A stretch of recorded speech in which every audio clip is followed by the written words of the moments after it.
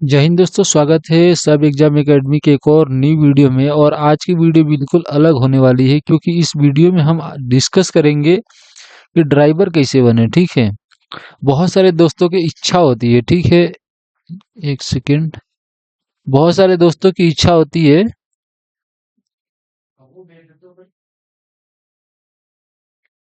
Zoom कैसे होगा? देखिए, जैसे मान के चलिए बहुत सारे दोस्तों को इच्छा होती है कि जैसे ड्राइवर बने। जीडी में आने के बाद वो सोचते हैं कि बहुत सारे काम है मतलब कि ऐसा ऐसा चीजें होती है।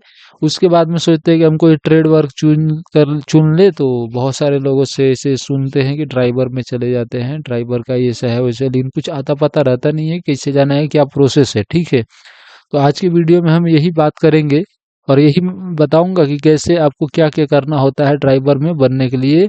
तो मैं कुछ चीज़ों को कुछ पॉइंट को इसमें कवर करूंगा। ठीक है, और मैं बता दूंगा क्लियरली कि आपको क्या क्या ज़रूरत होगी इसमें होने के लिए। ठीक है ना? तो इसको 100% पे जूम करता हूँ। शायद आप लोगों को दिखाई दे रहा होगा कि नहीं, वो पता नहीं, लेकिन देख लीजिएगा। जैसे भी मैं बता रहा हूँ उसी प्रकार से सुन लीजिएगा। सबसे पहले अगर आप सबसे पहले इसके लिए कौन एलिजिबल हो, पहले से जो सीआरपीएफ में ऑलरेडी होता है, ये होता है कोर्स एक प्रकार से, जैसे डी एंड एम कोर्स बोलते हैं। और ये हमेशा आते रहता है, तो इसमें आपका नॉमिनेशन देना होता है। जो भी मतलब विलिंग देगा, जैसे करने का मन रहेगा, और इसका एलिजिबिलिटी क्राइटेरिया भी बताऊंगा। और कौन कौन देगा, देखिए इसमें साफ साफ लिखा है। जीडी, रेगुलर, माली, पेंटर और ट्रेड्समैन। ट्रेड्समैन में सभी लोग आते हैं। ठीक है, जो भी कुक्स वगैरह जो है वो ट्रेड्समैन में आते हैं। तो ट्रेड्समैन यहाँ पर सीधी सीधी लिख रहा है, तो आप जरूर दे सकते हैं। बहुत सारे हमारे ट्रेड्समैन भाई भी यहाँ पर मैसेज करते रहते हैं कि हमारे लिए कोई कोर्स है क्या। ठीक है, कोई मतलब ऐसा कोई कोर्स है, कुछ एग्जाम है जिसको देख करके हम कुछ रिमस्टरिंग हो सकते हैं, कुछ बन सकते हैं इसमें। तो यहाँ पर देख लीजिए, सीधी सीधी लिख रहा है जीडी, बिगलर, माली, पेंटर और ट्रेड्समैन इसके लिए एलिजिबल है। ठीक है, आप विलिंग दे सकते हैं सिटी ड्राइवर बनने के लिए। ठीक है, इसके लिए आपको डी एंड एम कोर्स करना होगा। ठीक है, और इसकी एलिजिबिलिटी मैं बताऊंगा। ठीक है, ये आपके बटालियन में हमेशा पब्लिश होते रहता है, हमेशा आते रहता है, हर साल आता रहता है। तो इसको आप लोग को बस ध्यान में रखना है। अगर आपको जाना है इसमें, तो आपको क्या करना है कि इसको विलिंग दे देना है। ठीक है, इसके लिए देखिए एलिजिबिलिटी क्राइटेरिया क्या है। Following eligibility criteria for D and M course as standing order. ठीक है, आपको सबसे पहले completion of 3 year service from the date of attestation of basic training, मतलब कि आपके पीओपी से आपको 3 साल की सर्विस, क्लीन सर्विस होनी चाहिए। Minimum education qualification matric pass है। Position valid transport heavy vehicle driving licence, मतलब हेवी वाला आपका लाइसेंस होना चाहिए। एलएमवी और एमएमवी वाला नहीं मान्य होगा। ठीक है, और यहाँ पर देखिए as per are oblique SO इतना इतना, ये तो सिग्नल नंबर है।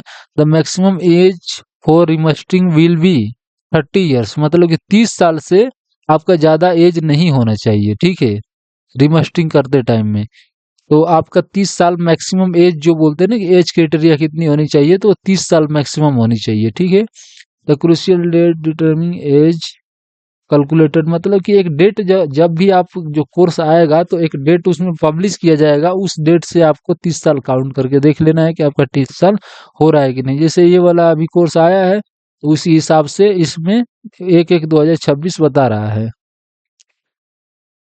यहाँ पर अगला पॉइंट है clear colour perception is mandatory required for detailment in D and M course. Remark on AME report regarding colour perception, मतलब कि कलर विजन 6/6 होना चाहिए। सिंपल सी बात है, कलर ब्लाइंडनेस नहीं होना चाहिए। वैलिड मेडिकल सेप 1 होना चाहिए। ठीक है, सेप 1 में माने कि आपका रहना चाहिए हेल्थ कार्ड में।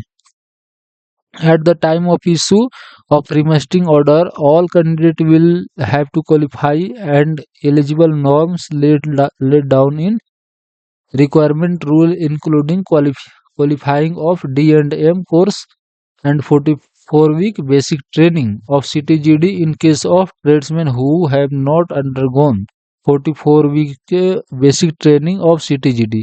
ये बोल रहा है कि आपको इसका जो ट्रेनिंग होता है वो कंप्लीट करना होगा, और CTGD वाला जो ट्रेनिंग होता है आपका, जो पहले बेसिक ट्रेनिंग, वो 44 सप्ताह वाला क्लियर होना चाहिए। तो वो ऑलरेडी आप लोग क्लियर करके ही यहाँ पर बैठे हैं, मतलब तभी तो इसको नौकरी में कर रहे होंगे। जैसे बेसिक ट्रेनिंग जो नहीं किया है वो दे दिया अभी। जैसे बेसिक ट्रेनिंग वो कई कारणों से नहीं हो पाता है, बहुत सारे लड़के रहते हैं जो कि कुछ दिक्कत की वजह से बेसिक ट्रेनिंग से हट जाते हैं और वो नहीं किए रहते हैं, तो वो क्वालिफाई नहीं होंगे। इसके लिए पहले बेसिक ट्रेनिंग करना होगा।